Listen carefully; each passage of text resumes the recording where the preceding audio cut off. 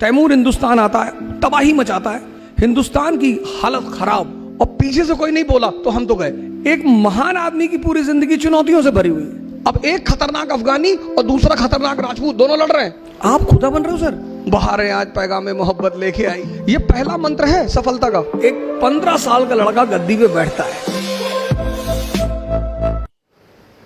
दुनिया में एग्जीक्यूटिव का एग्जाम होता है, सैफिन साहब आपके सामने।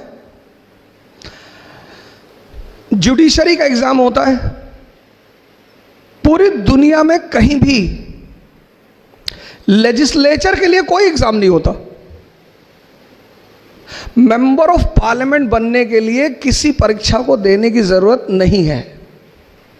मेंबर ऑफ लेजिस्लेटिव असेंबली बनने के लिए किसी एग्जाम को देने की जरूरत नहीं है। क्यों? क्योंकि जो राजशाही है, किंगशिप वो समझदारी पे डिपेंड करती है, आपकी अंडरस्टैंडिंग।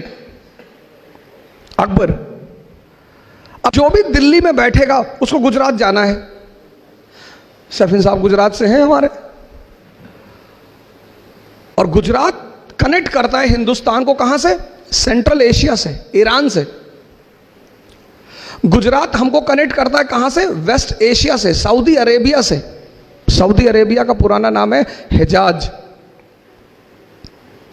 तो दिल्ली के आदमी को गुजरात जाना है, अब जाएगा किधर से?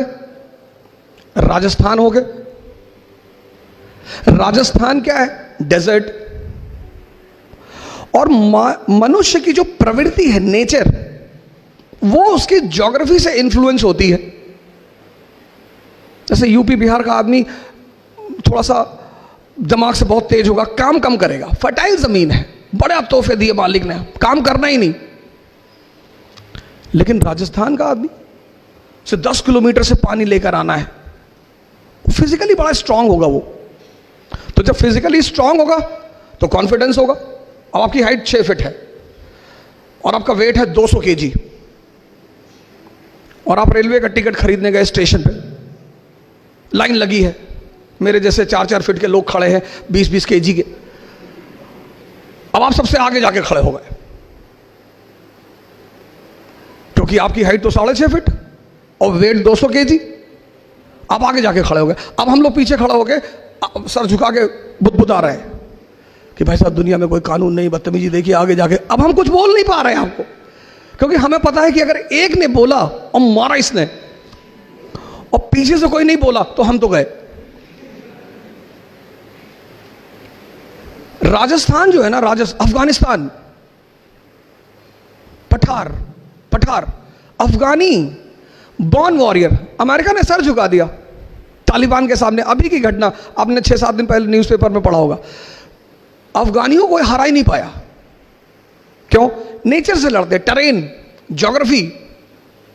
दक्कन जहां बैठे हो, पूना, मुगल, मराठों को हरा ही नहीं पाए। टेरेन, वो यूपी बिहार का सिपाही यहां आता था, अब वो प्लेन का रहने वाला आदमी, और यहां की ज्योग्राफी बड़ी डिफरेंट, टफ। अब वो मराठी निकला पहाड़ के बीच से, एक हाथ मारा यूपी के आदमी को, फिर पहाड़ के अंदर। अब वो यूपी का आदमी ढूंढ रहा है कि भैया कहां गया। वो यूपी की फौज यहां लड़ नहीं पाई। सवाल ताकत का नहीं था, सवाल ज्योग्राफी का है। अब अकबर को गुजरात जाना है, अब बीच में राजस्थान, और राजपूत तलवार लेके खड़े हैं कि पहले हमसे लड़ो। तो अकबर ने बीरबल से कहा कि यार क्या चाहिए इनको, ये क्यों परेशान करते भाई? बोले सरकार इनको कुछ नहीं चाहिए, इनको 2 चीज चाहिए। एक इज्जत चाहिए, इज्जत, सम्मान। हाँ बोले दे दो, बोरे में भर के दे दो, बोरा ले आओ और खूब सम्मान भर के दे दो। भाई सम्मान किसी को देने में कौन सा पैसा खर्चा होता है? और दुनिया में लोग वो काम करते भी डरते जिसमें पैसा नहीं खर्चा होता। सम्मान क्या? दे दो सम्मान। बोला दूसरा क्या चाहिए? बोले दूसरा साहब ये लड़ना चाहते हैं। अरे बोले बहुत अच्छा है यार, इनको अपॉइंट करो, गवर्नर बनाओ काबुल का। तो मान सिंह कहां के गवर्नर? काबुल के। अब एक खतरनाक अफगानी और दूसरा खतरनाक राजपूत दोनों लड़ रहे हैं। अकबर दरबार में बैठा हुआ है, अनारकली डांस कर रही,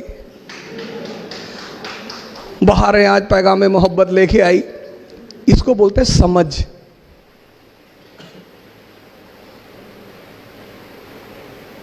इसको बोलते हैं समझ। और जिसको भी मालिक ने समझदारी दी, ईमान दिया, उसको तो उसने पता नहीं कहां से कहां पहुंचा दिया। तो पंडित महेश दास अकबर के दरबार में आए, बाद में बीरबल बने। तो अकबर के दरबारियों को बहुत बुरा लगा, कह रहे हम लोग शाही खानदान के लोग, ये आम आदमी इसको कहां से उठा लाए, ये नहीं बैठेगा दरबार में। आज तो कंपटीशन है ना, आज तो डेमोक्रेसी है, कंपटीशन है, आप कहीं से भी हो, डेमोक्रेसी कहती है टैलेंट है आगे आओ। आपने कहा साहब हम महाराष्ट्र से, हम बिहार से, अरे उसने कहा ये सब मत बोलो, टैलेंट है, सैफिन हसन हो, हाँ आगे आओ, नहीं है पीछे हो जाओ। ये मत बताओ हम राजपूत हैं, हम पठान हैं, हम ये ना, टैलेंट है साबित करो और आगे आओ। तो जब महेश दास को अकबर ने कहा कि हम अपने दरबार में लेंगे, दरबारियों ने बड़ा विरोध किया, यार है बिल्कुल नहीं। अकबर को पता था कि आदमी बड़ा काबिल है ये। तो अकबर ने कहा कोई रास्ता तो निकालो यार, कोई कंडीशन तो रखो। तो एक बड़े आलिम बैठे हुए थे, मुल्ला तो प्याजा, बड़े पढ़े लिखे आलिम टाइप के आदमी। उन्होंने कहा शहंशाह एक ही शर्त है, हम अकबर को एक ही शर्त पे अंदर आने, इसको महेश को एक ही शर्त पे अंदर आने देंगे। अकबर ने कहा क्या? बोले अगर ये मेरे सवाल का जवाब दे दे हम इसे बुला ले अंदर। अकबर ने देखा महेश दास की तरफ, बोले शर्त मंजूर है? बोले हाँ साहब मंजूर है। तो अकबर ने कहा कि मौलाना साहब पूछिए। तो मौलाना साहब ने महेश दास से कहा कि बताओ मेरे मन में क्या चल रहा है। अब मैं कैसे बताऊं तुम्हारे मन में क्या चल रहा है? पर बीरबल ने कहा कि सरकार मुझे पता है आपके मन में क्या चल रहा है। आप चाहते हैं कि शहंशाह अमर हो जाएं, आप चाहते हैं कि शहंशाह की जो हुकूमत है वो पूरी दुनिया पे फैल जाए, आप चाहते हैं कि दुनिया की जितनी खूबसूरत औरतें शहंशाह की सबसे शादी हो जाए। मौलाना साहब तो हंसने लगे। अकबर ने पलट के देखा, कहा मौलाना साहब? बोले सरकार बस यही बातें सोच रहा था सरकार। ये पहला मंत्र है सफलता का। एक आम आदमी की पूरी जिंदगी दर्द से भरी हुई है, बस वो आम है। एक महान आदमी की पूरी जिंदगी चुनौतियों से भरी हुई है। ये जो आपने शब्द यूज किया ना हालात, सर हालात से ही तो लड़े राम मोहम्मद साहब। आप मोहम्मद साहब का टाइम देखिए, आप मोहम्मद साहब का टाइम देखिए सर, पहली चीज। दूसरी चीज सर ये है कि हालात, अब जैसे हम तो, मैं तो हिस्ट्री का टीचर हूं तो मैं तो हमेशा एग्जाम्पल वहीं से उठाता हूं। 1398 तैमूर हिंदुस्तान आता है, तबाही मचाता है, सब कुछ खत्म कर देता है। 1398 से लेके 1556 सेकेंड बैटल ऑफ पानीपत, आप समझ लो 150 साल हिंदुस्तान की हालत खराब, सब कुछ तहस नहस। और उस परिस्थिति में सर 1556 में एक 15 साल का लड़का गद्दी पे बैठता है, अकबर। सर हालात देखो आप, हम नाहक में उसे ग्रेट नहीं कहते सर, हम ग्रेट सिर्फ इसलिए कहते हैं कि भाई तुमने इस हालात से तुम निपटे कैसे।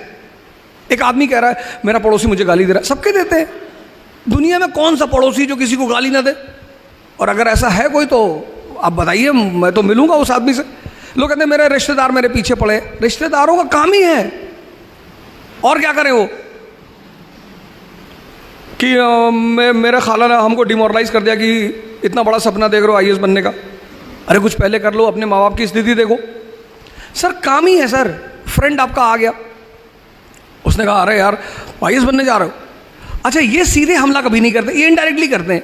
मेरे पास एक लड़की आई 4 दिन पहले, उसने कहा सर मेरे पापा बहुत परेशान है, हमसे कह रहे वापस आ जाओ। मैंने कहा ठीक है अपने पापा को बोलो मुझसे बात करें। तो मैंने उनसे पूछा कि सर क्या हुआ बताइए। तो बोले ऊर्जा साहब हमें बहुत डर लग रहा है। मैंने कहा कैसे, बताइए हमें। बोले हमारे पड़ोसी बता रहे थे कि दिल्ली बड़ी ऐसा ऐसा कांड हो गया, बीच में कांड हो गया था तो काफ़ी फेमस था, एक बच्ची के साथ दुर्व्यवहार हो गया था, उसकी हत्या हो गई थी। मैंने कहा सर इंदिरा गांधी मार दी गई सर, प्राइम मिनिस्टर उस वक्त थी, आप खुदा बन रहे हो सर, बचा लोगे, ले जाओ सर। सर चुनौतियों से जो लड़े वो हीरो, और चुनौतियों को जो दर्द कहे वो आम आदमी।